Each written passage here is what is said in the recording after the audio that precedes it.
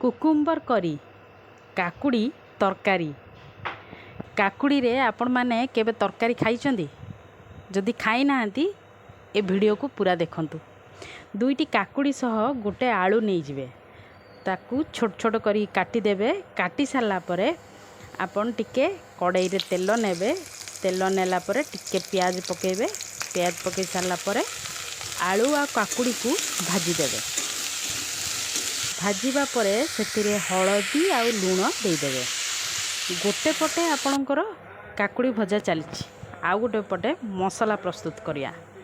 मसला पाई आपण माने देखि पारथुबे लंका, पोस्त, बादाम, रसुण, जीरा, सोरिष को मु नहीं आइछि। भलरे आपण माने मु शिଳରେ बाटी देली। शिଳରେ आपण माने काकुड़ी जो भजा चली सेथिरे मिसई दमा। से पेस्ट को मिसई सारला परे सेथिरे पानी दे देबे, काहेकि ना लागी जीवो। तो आमको टिके पानी देवा पई पड़ियो। पानी देले फुटिबो। पानी दे देबे। पानी दे सारला परे ताको फुटिया पई किछ समय पई छाड़ी देबे। टिके समय परे काश्मीरी मिर्च जदि आपनकर थिबो गुंड टिके पके दियंतु, भल लागियो।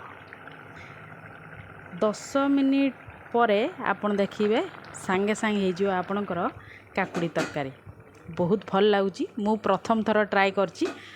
आउ लास्ट रे आपण माने तरकारी देखंतु, धनिया पत्र देकी आपण माने गार्निश कर परिवे।